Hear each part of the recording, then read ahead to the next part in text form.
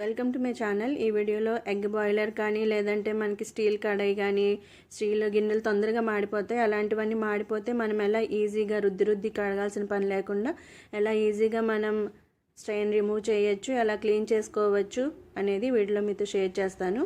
ఇది నేను ఇంతకు ముందు కూడా ఒక వీడియోలో చూపించాను, ఎలా నేను ఈ లిక్విడ్ రెడీ చేస్తాననేది. మనం ఎక్కువగా వాడేసిన నిమ్మ చెక్కలు పడేయకుండా దాన్ని మనం స్టోర్ చేసి పెట్టుకుని ఫ్రిడ్జ్లో అవన్నీ ఒకసారి మనం కుక్కర్లో వేసి బాయిల్ చేసేసామంటే ఎక్కువ క్వాంటిటీ ఉంటాయి. అవి కుక్కర్లో వేసి బాయిల్ చేసేసి నేను ఇలా విడిగా పెట్టుకుంటాను ఫ్రిడ్జ్లో ఒక సైడ్లో.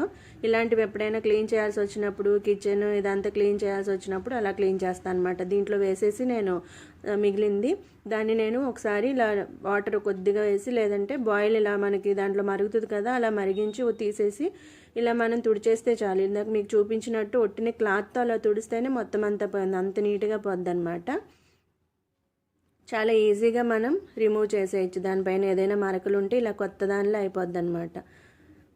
చాలా ఈజీగా మనం ఇది క్లీన్ చేసుకోవచ్చు. మనకి ఏదైనా కడాయి అది కూడా మనకి పాడైపోతే కూడా, అది ఇలా మాడిపోతే కూడా మనం అలా చేసుకోవచ్చు. అది కూడా చూపిస్తాం. మనం ట్యాప్ కింద ఇది క్లీన్ చేసేప్పుడు వెనక హోల్స్లోంచి వాటర్ లోపలికి వెళ్లకుండా ఇలా కొద్దిగా ఇలా క్రాస్గా పట్టుకుని ట్యాప్ వాటర్ స్లోగా విప్పి మనం క్లీన్ చేసుకుంటే సరిపోద్ది. దీన్ని ట్యాప్ కింద కడగకూడదు అని ఉంటుంది కదా, అందుకని ఇలాగైనా కడుక్కోవచ్చు మనం ట్యాప్ కింద. వెనక వైపు నీళ్ళు వెళ్లకుండా చూసుకోవాలన్నమాట. ఇలా మనం నీట్గా ఈజీగా క్లీన్ చేసుకోవచ్చు. రుద్ది మనం దాన్ని రుద్దాల్సిన పని లేకుండా. కుక్కర్లో మనం ఏదైనా కుంకుడుకాయలు అలాంటివి పెట్టినప్పుడు ఒకసారి నీళ్ళు మరిగించేస్తే వాసన రాకుండా ఉంటుంది. ఇది ఇంకొక టిప్పు. ఇది కడాయి స్టీల్ కడాయి ఇలా అంచులు మాడిపోవడం, లేదంటే ఏదైనా పోపు మాడిపోవడం అలా ఉంటుంది. స్టీల్ వెసల్స్ తొందరగా మాడిపోతాయి కాబట్టి దాంట్లో నేను ఎలా ఈజీగా క్లీన్ చేస్తాను అనేది చూపిస్తున్నాను. దీంట్లో నీళ్ళు తీసుకుని దీంట్లోనే కొద్దిగా సర్ఫ్ వేసాను. మనం బట్టలు నానబెట్టడానికి వాడే సర్ఫ్ ఉంటుంది కదా, అది దాన్ని వేసి, ఇది పాడైపోయిన నిమ్మ చెక్క ఇక్కడ చూపిస్తున్నది. పాడైపోయిన నిమ్మ చెక్క అయినా పర్వాలేదు, లేదంటే వాడేసి రసం పిండేసిన నిమ్మ చెక్క అయినా పర్వాలేదు.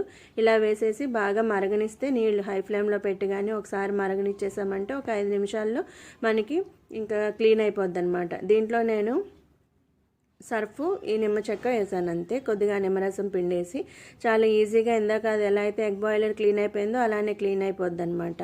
ఇదే వాటర్ని కావాలంటే మనం నెయ్యి అలాంటి బాటిల్స్ ఉంటాయి కదా, గాజు బాటిల్స్, అందులో వేసి కూడా ఉంచేసామంటే గోరువెచ్చని నీళ్ళు, అది కూడా లోపల జిడ్డు కడగాల్సిన పని లేకుండా అంతా క్లీన్ అయిపోద్ది అనమాట. ఎక్కువ రుద్దాల్సిన పని లేకుండా. దీంట్లోనే నేను గ్యాస్ ఆఫ్ చేసేసాను మరిగిన తర్వాత నీళ్ళు. ఈ మనం గ్యాస్ దగ్గర వాడే క్లాత్ ఉంటుంది కదా, దాన్ని దీంట్లో నానబెట్టి పెట్టేశాను.